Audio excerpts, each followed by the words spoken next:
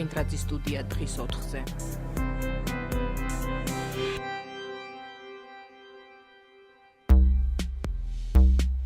მოგესალმებით. მე ვარ ჟურნალისტი სოფო კვინტრაძე. ჩვენ ვიწყებთ პირდაპირ ეთერში მუშაობას და ვსაუბრობთ რეფერენდუმზე, რომელიც დიდ ბრიტანეთში გაიმართა. ჩვენი სტუმარია დავით სიხარულიძე, ატლანტიკური საბჭოს გამგეობის წევრი. ჩვენ ამ მსმენელმა ალბათ იცის უკვე, იმიტომ რომ ამ თემით არის დღეს მოცული მთელი საინფორმაციო საშუალებები, რომ დიდმა ბრიტანეთის მოსახლეობის უმრავლესობამ 52%-მა მხარი დაუჭირა ევროკავშირიდან გასვლას, ხოლო 48%-მა დაუჭირა მხარი დარჩენას. ეს არის დღის მთავარი თემა. ბატონო დავით, დიდი მადლობა რომ მობრძანდით ჩვენთან ამ თემაზე სასაუბროთ. პირველ რიგში მაინტერესებს თქვენი პირველი შეფასება, აი, როდესაც დღეს ნახეთ ეს შედეგები, იყო ეს მოულოდნელი, მოსალოდნელი, თუ აი რა რეაქცია გქონდათ პირველად? მოგესალმებით თქვენს მსმენელებს. გულწრფელად გითხრათ, მე უფრო ვფიქრობდი, რომ ალბათ უარყოფითი გადაწყვეტილება იქნებოდა მიღებული იმ გამოკითხვებიდან გამომდინარე, რაც მანამდე იყო. მე ბრიტანეთში არ ცხოვრობდა, ამიტომ ეს განწყობების შემიძლია მიმსჯელო შორი და როგორც ესე ხშირ შემთხვევაში ამაზე იყო საუბარი, თუმცა გასაგები იყო ისიც, რომ ძალიან მცირე იყო განსხვავება და როგორც აღმოჩნდა საბოლოო ჯამში ბრიტანელმა მოსახლეობამ მისცა საკმაოდ დიდი რაოდენობის ადამიანი მივიდა საარჩევნო უბანთან 72%. როგორც ამბობენ, უპრეცედენტოდ მაღალი იყო აქტივობა. ძალიან მაღალი აქტივობით გამოირჩევა. გენერალურ არჩევნებზეც კი არ დადის ამდენი ხალხი. და დიდი ქალაქები განსხვავება იყო დიდ ქალაქებსა და უფრო სოფლის მცირე რურალურ ბრიტანეთს შორის და რურალურ ბრიტანეთმა უფრო მხარი დაუჭირა გასვლას და ურბანულმა ცენტრებმა უფრო მხარი დაუჭირეს დარჩენას. სხვათა შორის იყო ასევე მონაცემები ასაკობრივი ჯგუფების მიხედვითაც და აღმოჩნდა რომ ასაკოვანმა, ასე ვთქვათ, ამ მომრჩევლებმა 60 წლის ზემოთ უფრო მეტწილად სწორედ მათ მისცეს ხმა გასვლას ვიდრე ახალგაზრდებმა. პირველი რეაქცია, როგორც წესი, დღევანდელ სამყაროში პირველ ყველაზე სწრაფ რეაქციას აძლევენ საფონდო ბირჟები და ბაზრები და აქ იყო რაღაც ძალიან ძიმე რეაქცია. დაეცა ფუნტი და ასევე შეეხო ევროს და ასე ვთქვათ, მთლიანად საფონდო ბირჟაზე აქტივობის დაწევა, შესუსტება არის. მაგრამ მე ვფიქრობ, რომ ეს პირველი შოკი გადაივლის და ყველაფერი დაუბრუნდება თავის გზას. ამიტომ მე ვფიქრობ, რომ ზედმეტ დრამატიზება ამ მოვლენის არ არის საჭირო. პირველ რიგში რატომ? პირველ რიგში ყველაზე მნიშვნელოვანი ჩვენთვის ეს არის ერთიანი ევროპის იდეა. იდეა როგორც ერთიანი ტერიტორიის სამყაროსი, თავისუფალი სამყაროსი და მე ვფიქრობ, რომ ამ იდეას თავისთავად საფრთხე არ ემუქრება. ეს არის ბუნებრივია არასასიამოვნო იმ ადამიანებისთვის, რომელიც უფრო კაცრა, უფრო მყარი და მხარდამჭერი იყო ამ შემდგომი ინსტიტუციონალიზაციისა ევროკავშირის, თუმცა ეს ასევე შეიძლება გახდეს იმპულსი იმისათვის, რომ დაიწყოს რეფორმები თვითონ ევროკავშირის შიგნით. და ვფიქრობ, რომ ეს გაამყარებს ცნობილი ფორმულად, ასე ვთქვათ, ნიცშეს გამონათქვამი, რაც არ კლაუსის გაძლიერებს, არის სწორედ მე ვფიქრობ, მისათადეგებელი ამისთვისაც. მე ვფიქრობ, რომ ეს კიდევ ერთი იმპულსი იქნება იმისათვის, რომ თავისუფალი ერთიანი და მშვიდობიანი ევროპის მშენებლობა გაგრძელდეს ერთი მხრივ და მეორე მხრივ გარკვეული რეფორმებისკენ უბიძგებს ევროკავშირს.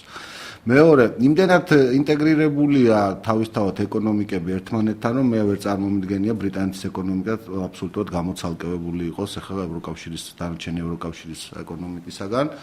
და მე ვფიქრობ, რომ ის სატარიფო სავაჭრო ურთიერთობები, ტარიფები ვაჭრობაზე, ტარიფების მომსახურეობა საქონელზე, კაპიტალზე, ალბათ ორმხრივ სხვა სამართლებრივი და ინსტიტუციონალური ჩარჩოებში დარჩება იგივე. გარდა ამისა, ჩვენ კარგად ვიცით, მშვენიერი მაგალითია მაგალითად ნორვეგია. ნორვეგია არ გახლავთ ევროკავშირის წევრი, თუმცა მისი ეკონომიკა ძალიან მჭიდროდ არის ინტეგრირებული მთლიანად ევროკავშირის ეკონომიკაში.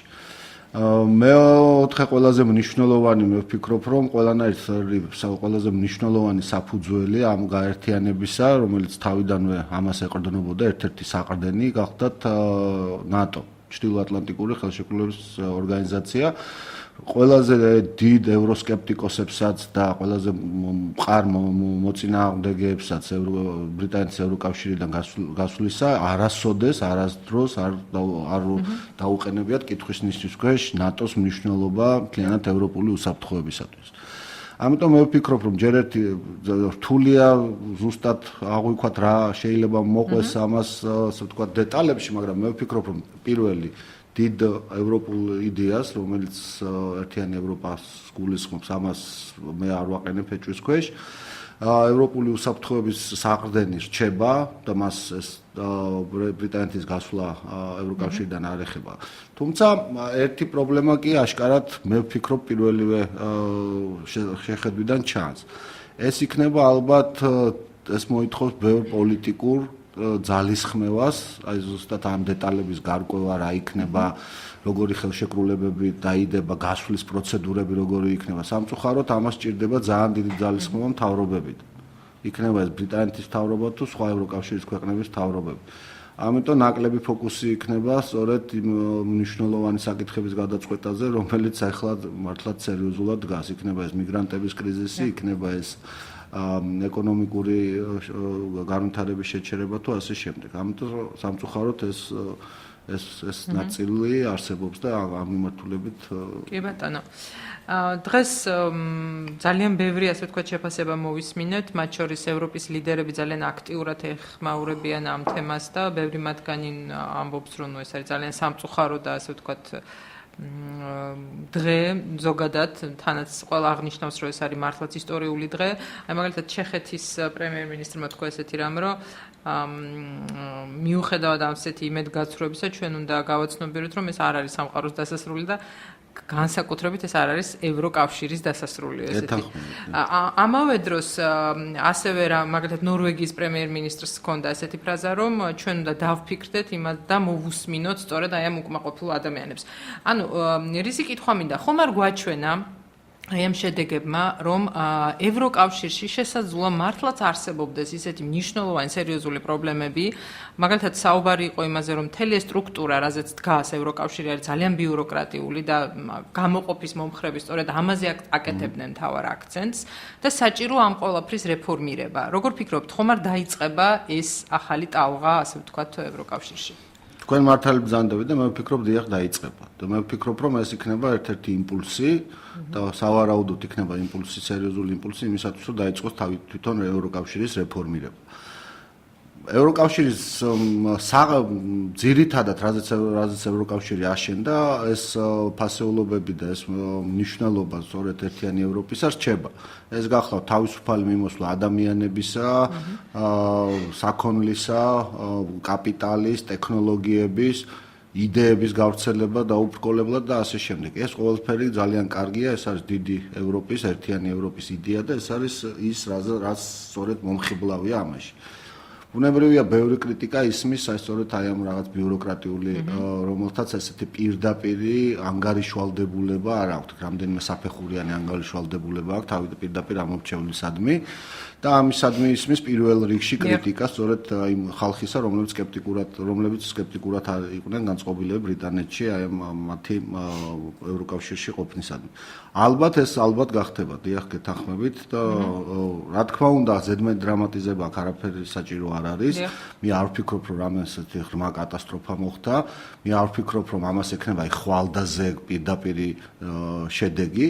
რა თქმა უნდა, არსებობს ნეგატიური, დიდი სერიოზული ნეგატიური მხარე, რასაც ძირითადად ყურადღების გადართვა ქვია ისეთ ტექნიკურ საკითხებზე და პოლიტიკური ძალისხმევის მიმართ ესეთი საკითხებისადმი, რომელიც დაკავშირებულია გასვლის პროცედურებთან და ასე შემდეგ და ეს საკმაოდ დიდი და შრომატევად სამუშაოა და ამას დიდ ყურადღებას წაართმევს ნამდვილად. ანუ თქვენ ფიქრობთ, რომ ამან შესაძლოა იგივე ჩვენთვის მოიტანოს ნეგატიური შედეგი, რომ ნაკლებად მოგოქცევენ ჩვენ ყურადღებას?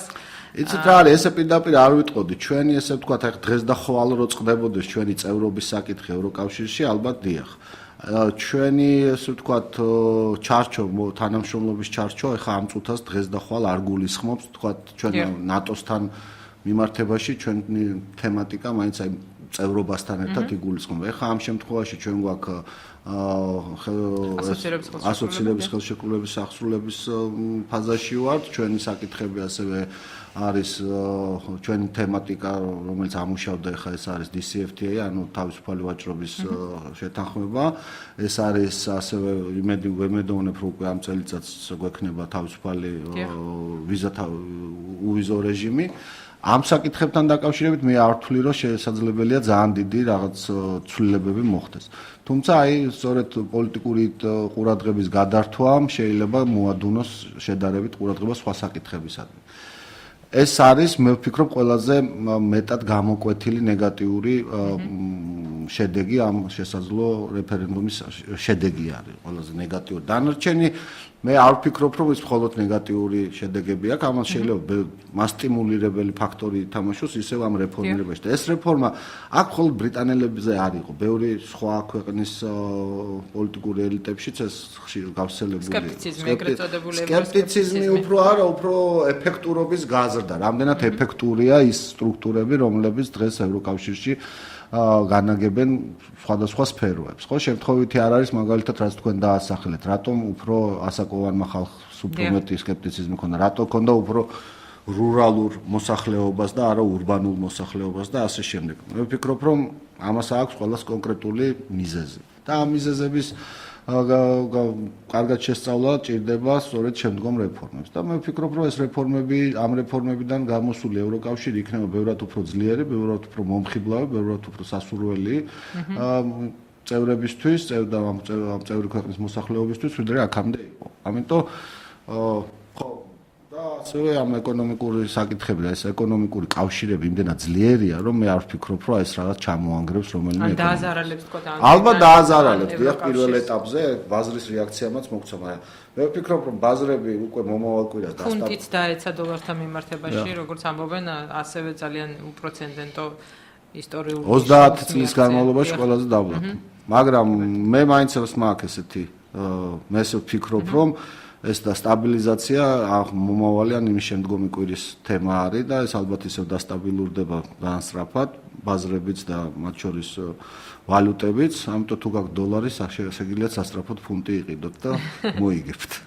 კი ბატონო, დღეს ასევე მოვისმინეთ ესეთი ხუმრობით ესე განცხადებები ეგრეთ წოდებული ევროსკეპტიკური პარტიების ლიდერებისგან, სხვადასხვა მაგალითად ჰოლანდიაში გამოითქვა ესეთი მოსაზრება და ასე შემდეგ სკანდინავიის ქვეყნებშიც, რომ ისინიც გადახედავენ, ასე ვთქვათ, თავიანთ ყოფნას ევროკავშირში და ისინიც ვთქვათ შეეცდებიან, რომ დაგეგმონ ამგვარი რეფერენდუმები. ანუ ჩემი კითხვა ასეთია, ხომ არ ელოდებით, რომ რაღაცა ტალღა იქნება, ანუ ვთქვათ, ამას გადამდები ეფექტი ექნება. შეიძლება ასეთი რამ მოხდეს. ეს რა არის, ხო, მეც წავიკითხე, რომ ძალიან ბევრი ქვეყანაში არის ეს და ამის შიშობენ კიდევაც, რომ ეს გადამდები ტალღა ექნება, მაგრამ ევროპა უკვე დიდი ხნის განმავლობაში ესეთი თანაცხოვრების დიდი გამოცდილება აქვს, აბსოლუტურად რაციონალურად უდგებიან ასეთ საკითხებს და მე ვფიქრობ, რომ ეს რა თქმა უნდა ერთ-ერთი ალტერნატივა, რომ აი თქვა სხვა ქვეყნებმა ჩაატარონ მსგავსი რეფერენდუმი, მაგრამ მე ვფიქრობ, რომ ალბათ უფრო წავა ეს ყველაფერი ევროკავშირის თვითონ სტრუქტურული რეფორმირებისაკენ, ვიდრე აი ეს ცალკეული ქვეყნების მიერ ასეთი ხისტი გადაწყვეტილებების მიღების მიმართულებით. ეს თავისთავად მე მგონი კარგია მომავალი ევროპისთვის და ხელს შეუწყობს სწორედ ფოკუსირებას მთავარ ფასეულობებზე. და ასევე არ ვიცი, მექანიზმებიც დაიხვეწება. ხშირ შემთხვევაში აი კიდევ ერთხელ მინდა გავიმეორო, ეს პირდაპირი ანგარიშვალდებულების თემა ძალიან ბევრი ახსენებს ამას, რომ აქვს კი იმ სტრუქტურებს, რომლებიც ჩვენს ცხოვრების თაობაზე იღებენ გადაწყვეტილებებს, ესეთი პირდაპირი ანგარიშვალდებულება, ანუ მე რამდენად მაქვს პირდაპირი და აშკარა ბერკეტები მათზე ზემოქმედების. თორე ის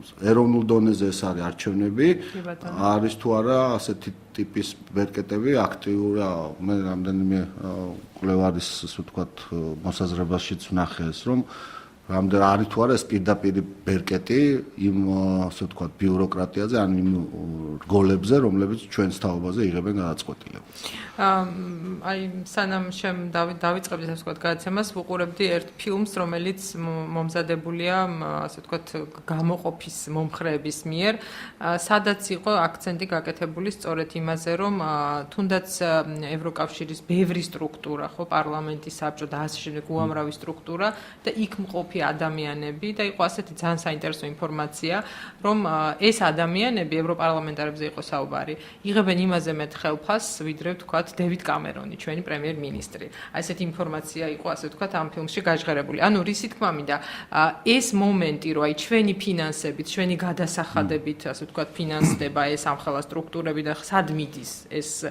როგორც აღმოჩნდა, იყო ძალიან მნიშვნელოვანი, ვთქვათ, ბრიტანელი მოქალაქეებისთვის, ვინც ამას მხარი დაუჭირა. რაზე მიანიშნებს თქვენი აზრით ეს? და კიდევ ვიცით რა მინდოდა მეკითხა, რეალურად ბრიტანეთმა აჩვენა თუ არა ამით, რომ ხალხის ნებას აქვს ყველაზე გადამწყვეტი მნიშვნელობა.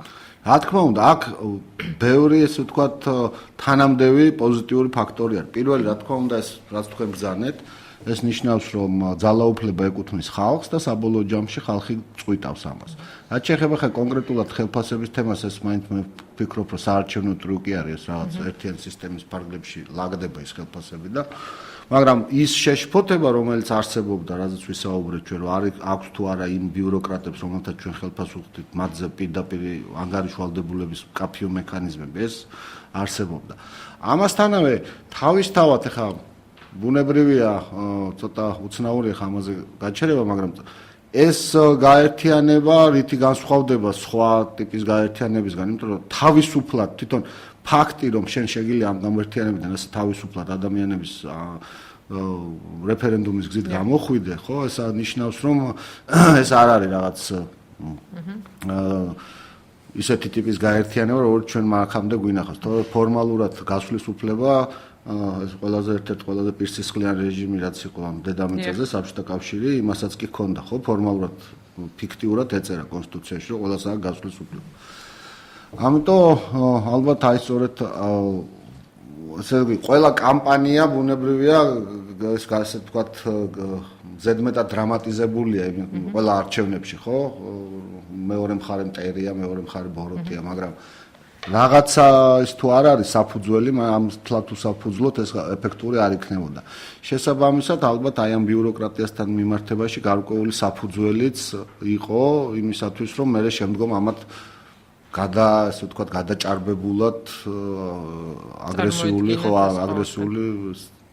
კამპანია ეწარმოებინათ. აი ეს ადამიანი თვითონ ეს ნაიჯელ ფერეჯი თითქმის 20 წელი თქვათ იბრძოდა აი ამ იდეით გამოდიოდა და დღეს ვნახეთ მან ესეთ ფრაზას თქვა რომ ევროკავშირი კვდება. თქვენ რამდენად დაეთანხმებით ამას? მე არ ვფიქრობ რომ ევროკავშირი კვდება იმ თვალსაზრისით რომ ევროპული ერთიანობის იდეა კვდებოდეს. პირიქით ევროკავშირი თავისთავად თუ გავიხსენებთ აი რაზე იყო ხო ეს ევროკავშირი საიდან შეიქმნა. სამ ძირითად კომპონენტს დაეყრდნო თავიდან აი ამ თავისუფალი ერთიანი და ასე ვთქვათ მშვიდობიანი ევროპის მშენებლობა. მეორე მსოფლიო ომის დროს ხო პირველი საყრდენი გახდათ ეს არის უსაფრთხოების გარანტიები, რაც ყველაზე მნიშვნელოვანია იმისათვის რომ უზრუნველყოთ დემოკრატიული და ეკონომიკური განვითარება, ეს გახდათ ნატო და ტრანსატლანტიკური კავშირი, რაც მნიშვნელოვანია. დღემდე 78-80% თავდაცვის ხარჯებისა, ნატოს ერთიანის თავდაცვის ხარჯებისა, ძირითადად შეერთებული შტატების ხარჯები, ამიტომ ეს ტრანსატლანტიკური ერთობა მნიშვნელოვანია უსაფრთხოების უზრუნველსაყოფად, ეს ერთი საყრდენი იყო. მეორე საყრდენი გახდათ ეს ეკონომიკური განვითარება.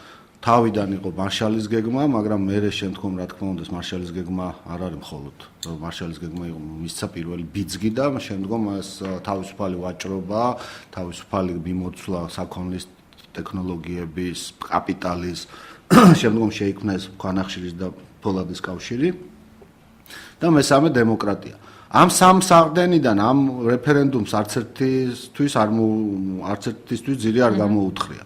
უსაფრთხოების კომპონენტი გვაქვს, ეკონომიკური კომპონენტის შეიძლება კონკრეტულ ქვეყნებს შეექმნას პრობლემა, მათ შორის შეიძლება ალბათ ბრიტანეთს, მაგრამ მე აბსოლუტურად დარწმუნებული ვარ, იმდენად ინტეგრირებული ევროპული ეკონომიკები ერთმანეთში, რომ ძალიან რთული იქნება და არც იქნება არც არავის ინტერესებში, რომ პრაქტიკულად ახალი სატარიფო და სავაჭრო ბარიერები დაუყენონ ერთმანეთს და ამიტომ ეს ეკონომიკური კომპონენტიც იქნება და დემოკრატიასაც არანაირი საფრთხე. დემოკრატია პირიქით ხომ არ გაძლიერდა ამ შემთხვევაში. მე მგონი როგორც იყო ისეთი დარჩა და არის. ანუ ამ სამ ძირითად საყრდენს არაფერი არ დამუქრებია.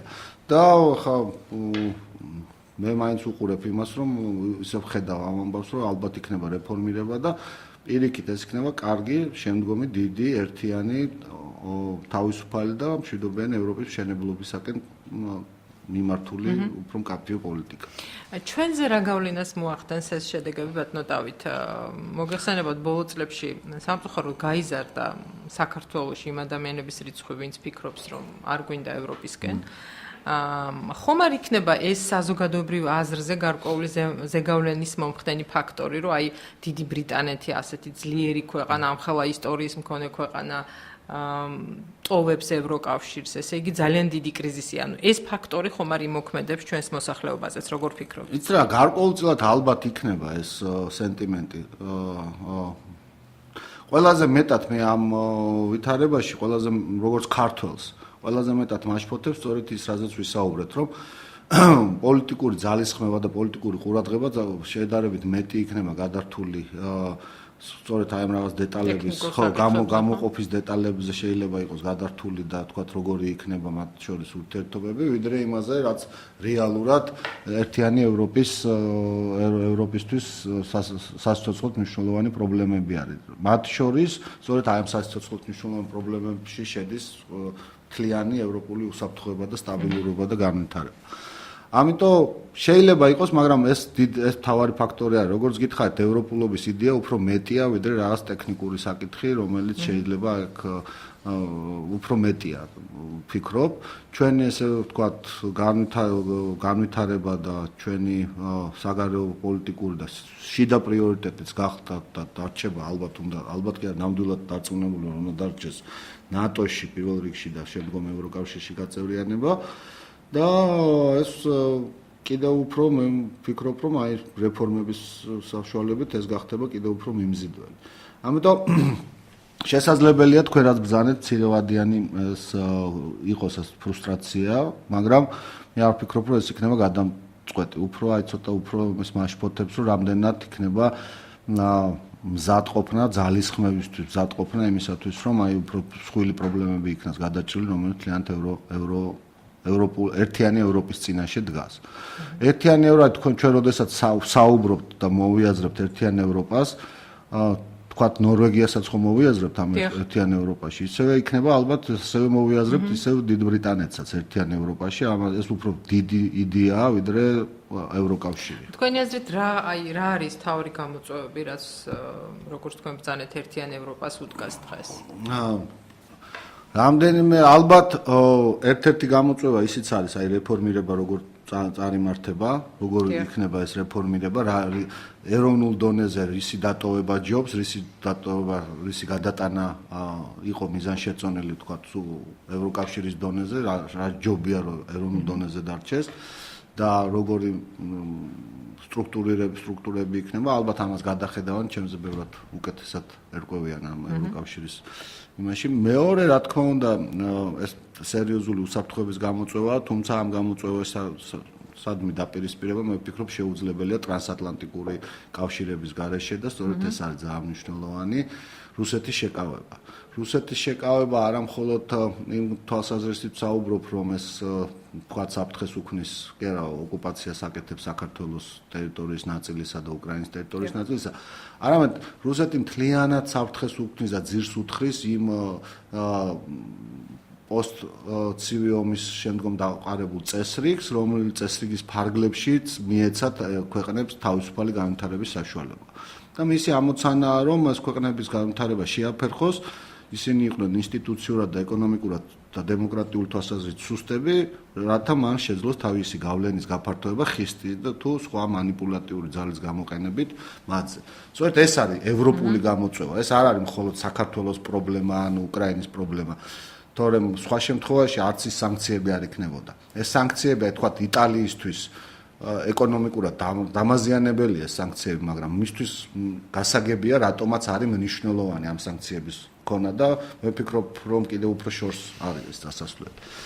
მესამე ალბათ, რა თქმა უნდა, ეს ახლა ყველას პირზე აკერია მიგრანტების კრიზისი და ეს არასტაბილური ზონები ევროკავშირის გარშემო მთლიანობაში არ შეიძლება სტაბილურად იგრძნო თავი, თუ შენს გარშემო, შენს მეზობლებთან არის არასტაბილური ზონები. ესეც აქაც მოსაძებნია ფორმულა, რომელიც არა მხოლოდ ისე ვთქვათ პირდაპირ საფრთხეს გაუმკლავდება, არამედ გადაიჭრება საკითხი უფრო გრძელვადიანი სტაბილურობის მისაღწევად იქნება ძალისხმევები გასაწევი. ეკონომიკური განვითარების თემატიკაც ძალიან მნიშვნელოვანია დღეს ევროკავშირისთვის. არის ქვეყნები, რომლებიც კარგად ვითარდება, მაგრამ რამდენიმე მიზეზის გამო ეს გახლავთ მაგალითად გერმანიის ერთ-ერთი სიძლიერე ისიც არის, რომ მაღალტექნოლოგიური ერთი მხრივ მისი ეკონომიკა, მეორე მხრივ მისი ვაჭრობა და მისი ვაჭრობა არის დივერსიფიცირებული. და ალბათ აი ამაკეთ მიმართულ დივერსიფიცირება ამ ვაჭრობის როგორაც შეიძლება ეს ვთქვათ საკუთარი უპირატესობის, ეკონომიკური უპირატესობის უკეთ გამოყენება და ესეთი თემატიკა. ეს სხვა შორის ჩვენთვის არც ერთი ამ თემატიკიდან არ არის ისეთი, რომელიც საქართველოსთვის არ იყოს ძალიან მტკივნეული თემა. იქნება ეს უსაფრთხოება ხო პირდაპირ ჩვენთვის ყველაზე მტკივნეულია. ჩვენი ეკონომიკის განვითარება ისე რომ ჩვენ ვიყოთ კონკურენტუნარიანი ძალიან მნიშვნელოვანია და მაქსიმალურად ნაკლებად ვიყოთ დამოკიდებული რუსულ არაბუნებრივ ბაზარზე და ჩვენი გამოვიყენოთ ჩვენი ეკონომიკური ესე ვთქვათ როგორც ეძახიან ბუნებრივი უპირატესობები იმისათვის რომ ჩვენი ეკონომიკა განმოვითაროთ და ასევე არასტაბილურობა სამეზობლოში ასევე შეშფოთების საგანი უნდა იყოს ჩვენთვის საბოლოო ჯამში ესეთი ადგილები როგორც არის სირია თუ სხვა ცხელი წერტილები არც თუ ისე შორს არის საქართველოს. მაგრამ რა თქმა უნდა პირველი რიგის ამოცანა ჩვენთვის არის ეს რუსეთის აგრესიული რევიზიონისტული პოლიტიკის შეჩერებაში თანამშრომლობის გაღრმავება ჩვენ ტრანსატლანტიკურ ევროატლანტიკურ თანამეგობრობასთან. კი ბატონო, ისევ რომ დავუბრუნდეთ იმ რეალობას, რაც თქვათ ამ რეფერენდუმის შემდეგ შეიქმნა ევროკავშირში. ხომ არ მოხდება, ხა ბრიტანეთი იყო ერთ-ერთი ძალიან ძლიერი და გავლენიანი წევრი ამ კავშირის. რა შეიცვლება, ასე ვთქვათ, არსებობს ესეთი მოსაზრება, რომ ახლა მთელი დატვირთვა და ასე ვთქვათ, სიმძიმის ცენტრი გერმანიაზე მოვა. სხვათა შორის ძალიან საინტერესოა, რომ ჯერჯერობით ანგელა მერკელს არ გაუკეთებია კომენტარი და ანუ მისი რეაქცია, ასე ვთქვათ, ამ თემაზე ჯერჯერობით არ ვიცით. თქვენ ეთანხმებით თუ არა ამას, რომ გერმანია იქნება ამ შემთხვევაში უნდა გახდეს ერთგვარი ლოკომოტივი ევროკავშირისთვის და თუნდაც იგივე რეფორმების ტალღის ვთქვათ ინიციატორი იყოს გერმანია. უაღრესად მნიშვნელოვანი იქნება რაც გერმანიის ძალისხმევა ახლა სწორედ ამ რეფორმის პროცესში და სტრა არის ყველა დიდ წამოწყებას, ყველა დიდ საქმეს საჭიროება ლიდერი. ლიდერი კარგი გაგებით, ლიდერი თანამედროვე თავისუფალი სამყაროს გაგებით. ხო, ეს არ არის რაღაცა ბელადები, რომელიც ჩვენ როგორც ვთქვით, საბჭოთა კავშირის დროს იყო ბელადი და მხოლოდ რაღაც გაუგებარი საკუთარი ინტერესებიდან მოქმედებდა. სწორედ აი ხა დღევანდელ დღეს ეს ევროპაში მნიშვნელოვანი იქნება, სწორედ ვინ მოახერხებს კარგ ლიდერობის გაკეთებას ისე რომ ყველა თანამონაწილე ინტერესები იყოს მაქსიმალურად გათვალისწინებული და მაგრამ საბოლოო ჯამში გზა წინ იყოს მორგებული ერთი დიდი ყველაზე მნიშვნელოვანი მიზნისათვის. მე ვფიქრობ რომ დიახ გერმანიას აქვს ამის პოტენციალი და როგორც ჩანს და სხვა ქვეყნებთან თანამშრომლობით ალბათ აქ სწორედ გერმანიის როლი იქნება მნიშვნელოვანი. თუმცა იქაც ესე ვთქვათ შიდა პოლიტიკურად რთული ვითარებაა. მგონი მართველი პარტიისში არის რაღაც გარკვეული განხეთქილება იქ სოციალ-დემოკრატებს თავიანთი შეშფოთებები აქვს და ასე შემდეგ. კი ბატონო და ბოლოს რომ შევაჯამოთ ასე ვთქვათ მე მესმის რომ ძალიან რთული ალბათ თქმა ეს კარგია თუ ცუდი მაგრამ აი მაინც როგორ შეაფასებდით ეს მოვლენა მოკლევადაში მე არ ვფიქრობ რომ ეს კარგი არის აი მოკლევადიან პერიოდში თუმცა გრძელვადიანში ამბობ რომ შეიძლება ამან ამ მოვლენამ მისცეს უფრო ბევრ კარგ მისცეს იმპულსი. ახლა რთულია ვთქვათ რა გამოვა აქედან, როგორი რეფორმა გაკეთდება, ევროპული ერთიანობის იდეის წინ წაწევა კიდევ როგორ მოხერხდება. შესაძლებელია რომ ვთქვათ 5 წლის მერე თუ ჩვენ შევხვდებით, ვთქვათ რომ აი კიდე კაი ეს მოხდა რომ აი სამაგიეროდ ამას აი ეს კარგი რაღაცები მოყვა. თუმცა ბუნებრივია ხა მოკლევადიანი რეაქცია, მოკლევადიანი ეფექტი სასიამოვნო არავის ზოგადად ევროპული ერთიანობის იდეისთვის ფლატ პოზიტიური არ არის. მაგრამ ამის დრამატიზაციაც ისევ ვიძახი არ ღირს. შეიძლება თქვა 2-3 კვირის მერე ყველა მიხვდება, განსაკუთრებით აი დიდი ეკონომიკური ინსტიტუციები მიხვდება, რომ ბევრი არც არაფერი არ შეცვლილ. და ალბათ ესეც იქნება, ხო? რაღაც ფუნდამენტური რყევები აქ არ იქნება. სამართლებრივად ინსტიტუციურად შეიძლება ამის ისე აწყობა, რომ არც დიდი დარტყმა არ მიიღოს თავისთავად ეკონომიკური ურთიერთობების მექანიზმი. ხომ არ ელოდებით საქართველოსა და დიდი ბრიტანეთის ურთიერთობებში რაიმე ცვლილებებს? მე ვფიქრობ, რომ პრინციპულს არა, ხო? საქართველოს მშვენიერი ურთიერთობები ქონდა ყოველთვის და ალბათ გაგრძელდება. მე ვფიქრობ, რომ ახლა მნიშვნელოვანია თვითონ ბრიტანეთის საგარეო პოლიტიკა, რამდენად აქტიური ხდება. და ალბათ ახალი მთავრობაც. ხო, ახალი მთავრობა, როგორც კამერონმა გამოაცხადა, შემოდგომაზე ის აქტიურად გადადგა. კი ბატონო, ძალიან დიდი მადლობა ბატონო დავით. მე მსმენელს შევახსენებ, რომ დავით სიხარულიძე იყო ჩვენი გადაცემის სტუმარი, ჩვენ ვსაუბრობდით ბრიტანეთში ჩატარებულ რეფერენდუმზე. მე გემშვიდობებით ორშაბათიდან უკვე ვახო სანაია დაბრუნდება პირდაპირ ეთერში ნახვამდის. მადლობა თქვენ, დიდი მადლობა.